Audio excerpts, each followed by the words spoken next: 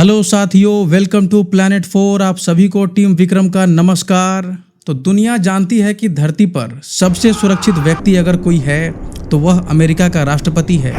लेकिन अगर उस सुपर पावर का राष्ट्रपति किसी एक देश की वजह से डर कर छिप जाए, कैटरिंग की गाड़ियों में जाकर घुस जाए और अपनी जान बचाने के लिए सारी हदें पार कर दे, तो यहाँ से सवाल उठता है कि क्या अमेरिका के पतन की शुरुआत हो चुकी है। एक ऐसा नज़ारा हमने कुछ समय पहले नेपाल के अंदर भी देखा था, जहां पर जेन जी का आंदोलन हुआ और वहां के सत्ताधारियों को दौड़ा दौड़ा करके छिपने पर मजबूर कर दिया गया। आज ईरान अमेरिका से इतना दूर होते हुए भी अमेरिकी राष्ट्रपति को छिपकर भागने पर मजबूर कर रहा है और खुद ट्रंप इस बात को कन्फर्म भी कर रहे हैं। तो आप समझ सकते हैं कि दुनिया में शक्ति का समीकरण किस तरफ बदल रहा है और क्या दुनिया का अब नया सुपर पावर आने वाला है।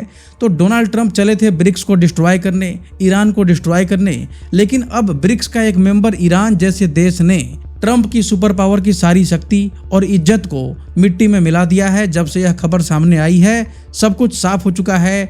जब उसके राष्ट्रपति को ही छिपकर भागने पर मजबूर कर दिया जाए तो फिर किस बात का सुपर पावर। आज ट्रंप बड़े शान से बता रहे हैं कि उन्हें छुपकर भागना पड़ा और वह बच गए, लेकिन वह इस बात को नहीं बता रहे कि उन्होंने अपने पीछे उन सभी पत्रकारों और कर्मचारियों और सभी कई सारे उनके बड़े बड़े मंत्री, यहाँ तक कि विदेश मंत्री तक को उन्होंने खतरे में छोड़ करके और खुद भाग निकले। और यही वजह है कि अब सवाल उठ रहे हैं कि जो ट्रंप अपने अधिकारियों को, अपने विदेश मंत्री को, अपने कर्मचारियों को, अपने व्हाइट हाउस के जो लोग उनके प्रोफेशनल्स हैं, अगर उनको नहीं बचा सकते और उन्हें छोड़ करके भाग सकते हैं मुसीबत में, भला वह अमेरिका को कैसे बचाएंगे। और जो अमेरिका को फिर से महान बनाने आए हुए हैं, आज उसी ने सुपर पावर की कैसी मजाक बना करके रख दी है, उसी व्यक्ति ने। तो जब डोनाल्ड ट्रंप बार बार दावा कर रहे हैं कि उन्होंने ईरान और उसके मिसाइल प्रोग्राम को तबाह कर दिया है, तो फिर तुर्की में रहते हुए अचानक ट्रंप इतना क्यों डर गए कि उन्हें अपना विमान छोड़ करके कैटरिंग सर्विस वाली गाड़ी में छुप करके भागना पड़ा।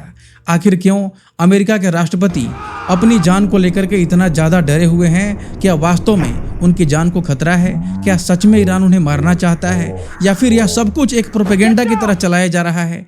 क्योंकि अगर आप देखें तो विमान ट्रांसफ़र के बाद डोनाल्ड ट्रंप ने अचानक एक बड़ी स्टेटमेंट दी है और उससे काफ़ी कुछ क्लियर होता जा रहा है। विमान ट्रांसफर के ठीक पहले ट्रंप ने अपने पत्रकारों और अधिकारियों से एक बेहद खुफिया बात कही थी, जिसकी चर्चा अब शुरू हो चुकी है। और सबसे बड़ी बात यह है कि अब राष्ट्रपति ट्रंप को खतरे की जानकारी जब हुई तो फिर अचानक ये सारा जो प्लानिंग किया गया, ऑपरेशन कैसे तैयार किया गया अचानक से एयरपोर्ट पर, इसे लेकर के भी जानकारी सामने आ रही है, जिसे समझेंगे।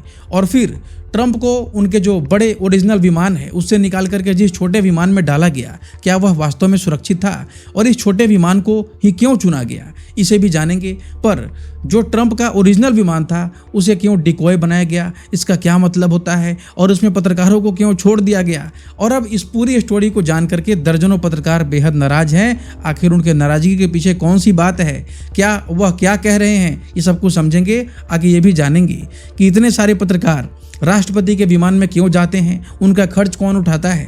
और सबसे बड़ी बात यह है, इतना बड़ा खतना होने के बावजूद डोनाल्ड ट्रंप बेफिक्र अंदाज में नजर क्यों आ रहे हैं मीडिया के सामने। अगर आप उनको देखो तो डोनाल्ड ट्रंप को कोई टेंशन ही नहीं है।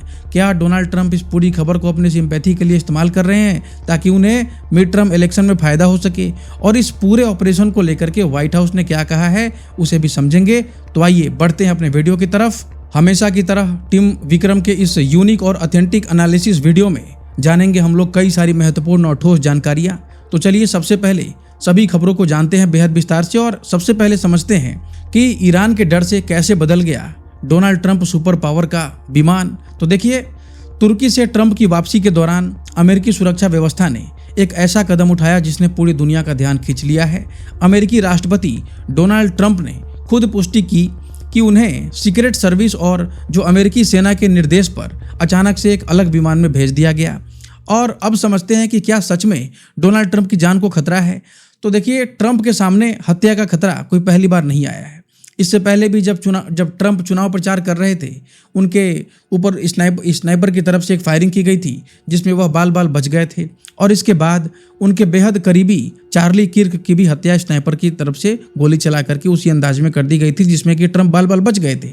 यानी एक के बाद एक ऐसी घटनाओं ने ट्रंप की सुरक्षा को लेकर के खतरे और उसकी तस्वीर को और भी ज़्यादा गंभीर बना दिया।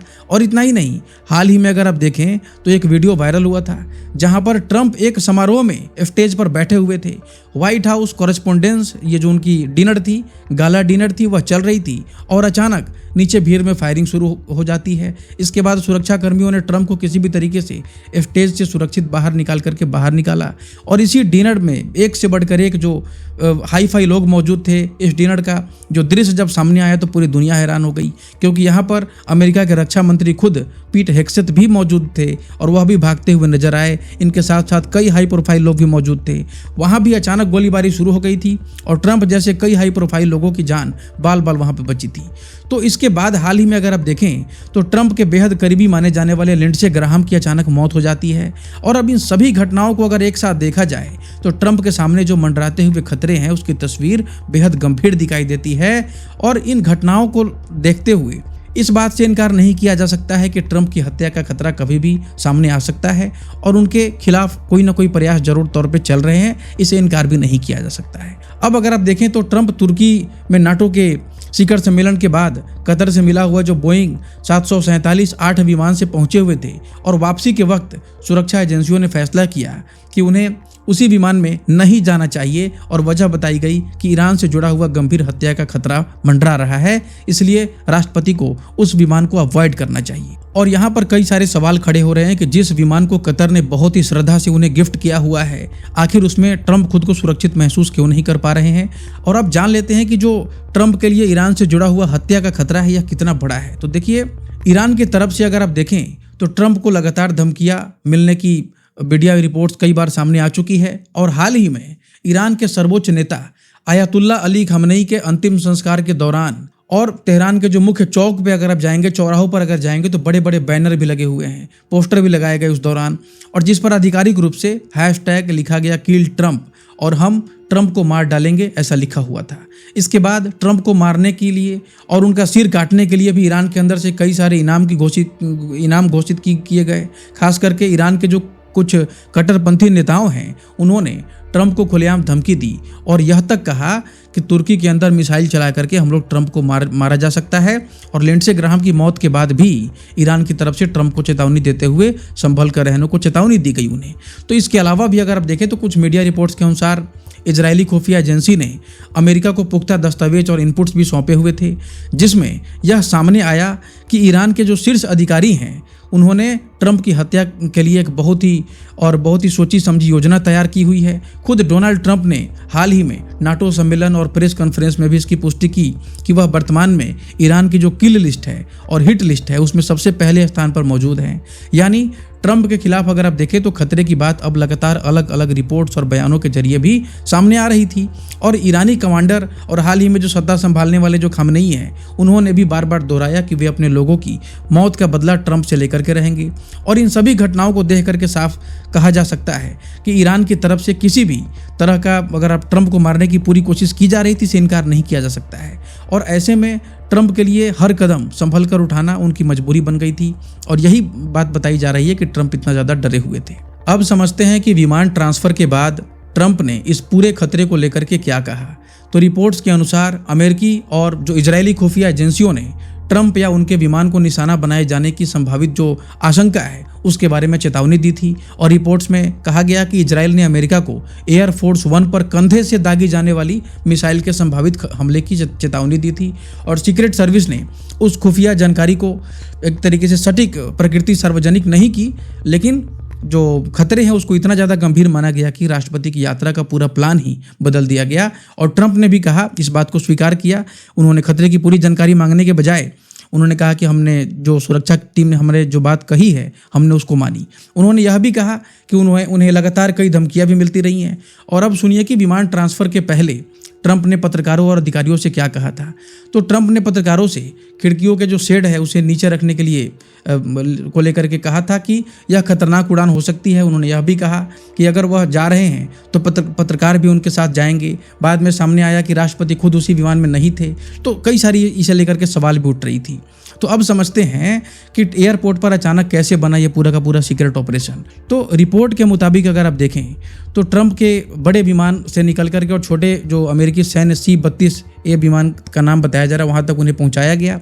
और सबसे हैरानी वाली बात यह थी कि राष्ट्रपति को एयरपोर्ट के अंदर एक कैटरिंग वाहन के जरिए दूसरी जगह पर लेकर के जाया गया ताकि उनकी असली लोकेशन का पता ही नहीं चल सके। उधर अगर आप देखें तो जिस विमान को लेकर के एयरफोर्स को लेकर के बवाल मचा हुआ था और जिसे वे लोग एयरफोर्स 1 समझ रहे थे, वही विमान डिकोय की तरह इस्तेमाल यहाँ पर कर दिया गया। कोई पत्रकार और व्हाइट हाउस के कर्मचारी उसी विमान में बैठे हुए थे कई सारे, जबकि ट्रंप चुपचाप उस विमान को छोड़ करके और दूसरे विमान से निकल चुके थे। यानी सुरक्षा का पूरा खेल अगर आप देखें तो लोकेशन छिपाने पर टिका हुआ था। अब यहाँ पर सवाल है कि आखिर ट्रंप को बड़े विमान से निकालकर छोटे जो अमेरिकी सैन्य C-32A विमान में ही क्यों लेकर के जाया गया? तो रिपोर्ट के मुताबिक अगर आप देखें तो असली वजह सुरक्षा थी। ट्रंप जिस बड़े बोइंग से तुर्की पहुंचे हुए थे, उसे लेकर के उसकी सुरक्षा क्षमता पर चिंता थी, खास करके एंटी मिसाइल सिस्टम को लेकर के। ऐसे में सीक्रेट सर्विस ने फैसला किया कि ट्रंप को उसी विमान से वापस नहीं भेजा जाए और उन्हें एक छोटे अमेरिकी सैन्य जो भी है C-32A विमान, उसमें शिफ्ट किया जाए। और C-32 ये जो विमान है ये अमेरिकी वायुसेना का एक ऐसा सैन्य विमान है जिसका इस्तेमाल वरिष्ठ अधिकारियों और जो राष्ट्रपति जैसे जो VIP यात्राएं हैं उनके लिए किया जाता है। और इसलिए इस परिस्थिति में यह ज़्यादा उपयुक्त विकल्प माना गया। और सबसे बड़ा फायदा यह था कि ट्रंप की असली लोकेशन और विमान की पहचान को छिपाया जा सकता था, जबकि पुराना विमान डिकोय की तरह इस्तेमाल होता रहा। यानी मामला यह नहीं था कि दूसरा विमान था या फिर नहीं था, मामला यह था कि खतरे के बीच कौन सा विमान और कौन सी रणनीति ट्रंप को सबसे ज़्यादा सुरक्षित रख सकती है, और इसीलिए शायद ये दूसरे छोटे विमान को चुना गया था। अब सवाल है कि आखिर ट्रंप को एक विमान से दूसरे विमान में ट्रांसफर करने के लिए कैटरिंग वाहन का इस्तेमाल क्यों किया गया? तो देखिए, अगर ऑपरेशन का मकसद ट्रंप की मौजूदगी और उनकी वास्तविक लोकेशन को पूरी तरीके से छिपाना था, तो कैटरिंग वाहन एक बेहद सामान्य और कम शक पैदा करने वाला एक विकल्प हो सकता है। और एयरपोर्ट पर ऐसे वाहन सामान्य गतिविधि का हिस्सा होते हैं, इसलिए राष्ट्रपति को किसी बेहद खास या फिर पहचान में आने वाले वाहन के बजाय ऐसे वाहन में ले जाने से उनकी आवाजाही पर ध्यान रखने की संभावना कम हो सकती है।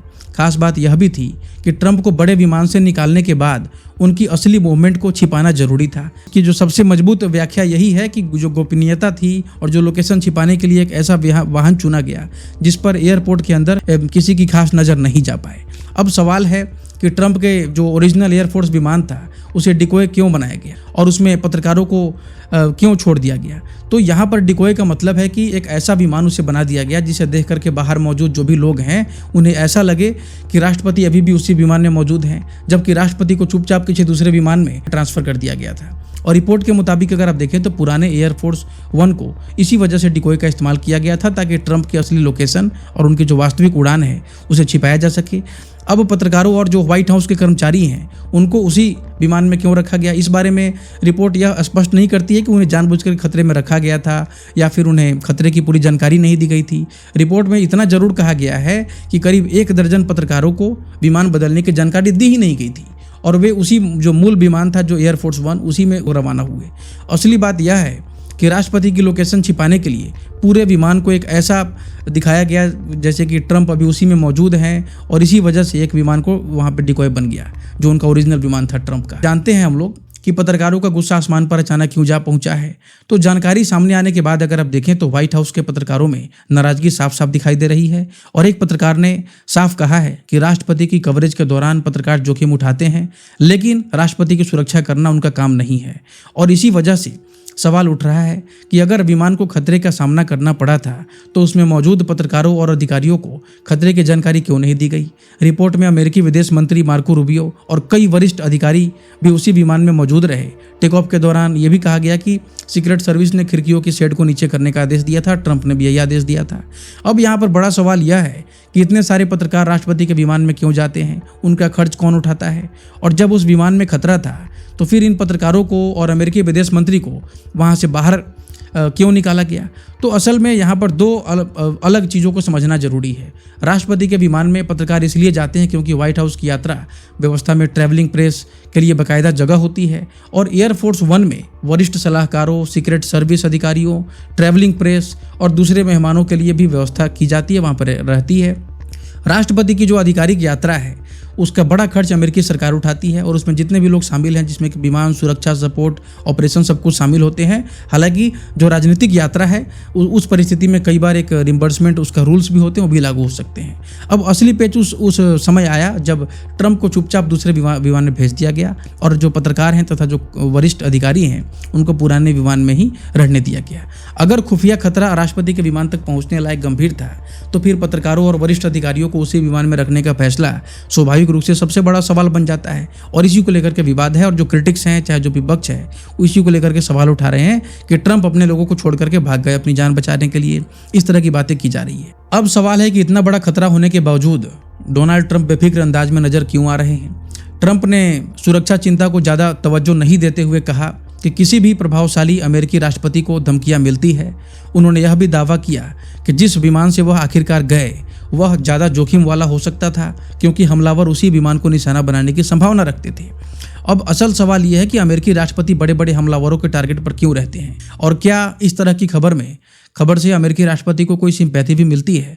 तो देखिए, अमेरिका में अगर आप देखें तो राष्ट्रपति हमेशा निशाने पर रहने की उनकी एक वजह भी होती है क्योंकि राष्ट्रपति देश की सबसे पावरफुल एक पॉलिटिकल सिंबल है और सत्ता के सबसे ऊंचे पद पर है और अमेरिका सुपर पावर है। तो इसलिए उनके खिलाफ राजनीतिक हिंसा की कोशिश का अक्सर बहुत बड़ा एक हो सकता है क्योंकि वे तरह तरह के युद्ध लड़ रहे होते हैं, कई सारे उनके ये होते हैं। तो इस वजह से तो अमेरिका के इतिहास में अगर आप देखें तो अब्राहम लिंकन, जेम्स गारफील्ड, फिर विलियम मैककिनले और जॉन एफ जो कैनेडी साहब हैं, इनकी हत्या राष्ट्रपति पद पर रहते हुए की जा चुकी है। अब सवाल है कि ट्रंप के लगातार खतरे की खबरों को लेकर के क्यों उठता है, लगातार उनके ऊपर खतरा है, तो क्या इससे वह किसी भी तरीके की सिंपैथी प्राप्त करने की कोशिश कर रहे हैं?